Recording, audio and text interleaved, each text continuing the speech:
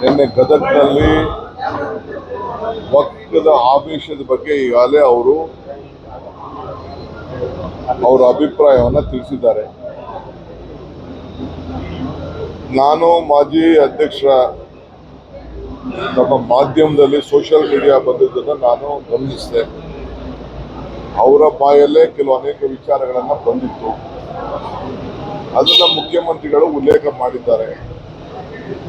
ಪ್ರಧಾನಮಂತ್ರಿಗಳು ಮತ್ತು ಹೋಮ್ ಮಿನಿಸ್ಟರ್ಗೆ ನಾನು ಈಗಾಗಲೇ ನನ್ನ ಅಭಿಪ್ರಾಯ ಕೂಡ ನಾನು ಕಾಗದದಲ್ಲಿ ಬರೆದಿದ್ದೇನೆ ಅಂತ ಕೂಡ ತಿಳಿಸಿದ್ದಾರೆ. ಸೊ ಎಲ್ಲ ದಾಖಲೆಗಳು ಎಲ್ಲೂ ಹೋಗ್ಲಿಕ್ಕೆ ಸಾಧ್ಯ ಇಲ್ಲ. ಅವರೇ ಬಿಡುಗಡೆ ಮಾಡಲಿ. ಅದನ್ನ ನಾವು ಅದನ್ನ ಉಲ್ಲೇಖ ಮಾಡಿ ಬಿಡುಗಡೆ ಮಾಡೋಕ್ಕಿಂತ ಮುಂಚಿತವಾಗಿ ಅವರೇ ಬಿಡುಗಡೆ ಮಾಡಲಿ.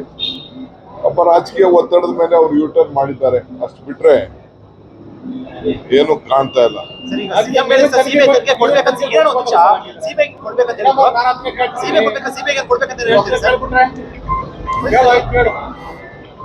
ಈಗ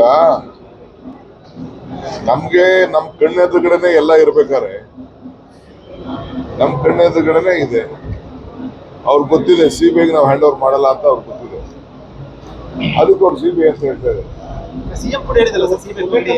ಮುಖ್ಯಮಂತ್ರಿಗಳು ಕೂಡ ನಿನ್ನೆ ಹೇಳಿದ್ದಾರೆ ಸರ್ ಸಿಬಿಐ ಕೊಡಬೇಕು ಅಂತ.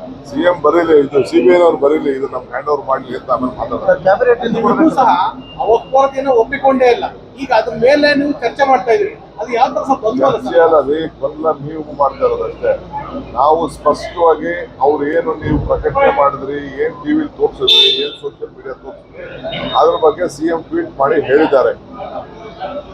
ಸೊ ಅದನ್ನ ಈಗ ಕವರ್ ಅಪ್ ಮಾಡಕ್ಕೆ ಅವ್ರು ಕರ್ಕೊಂಡು ಬಂದು ರೀಸ್ಟೇಟ್ಮೆಂಟ್ ಮಾಡ್ತಾ ಇದ್ದಾರೆ. ಅಷ್ಟು ಬಿಟ್ರೆ ನಡೆದಿರೋದು ಸತ್ಯ, ಮಾತಾಡಿರೋದು ಸತ್ಯ. ವಾಯ್ಸ್ ನೀವೇ ಚೆಕ್ ಮಾಡಿ.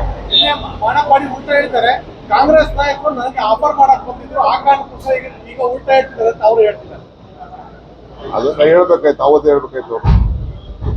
ಯಾರು ಆಫರ್ ಮಾಡಕ್ ಬಂದಿರೋ ಅಂತ ಅವ್ರು ಹೇಳ್ಬೇಕಾಯ್ತು. ಈಗ ಹೇಳೋದು ಏನ್ ಸುಖ? ಅಧಿಕಾರ ಇರೋದನ್ನ ಏನ್ ಬೇಕಾದ್ರೂ ಮಾತಾಡ್ಬೋದು. ಅಧಿಕಾರ ಇದ್ದಾಗ ಏನ್ ಮಾತಾಡ್ತೀವಿ ಅದು ಬಹಳ ಮುಖ್ಯ.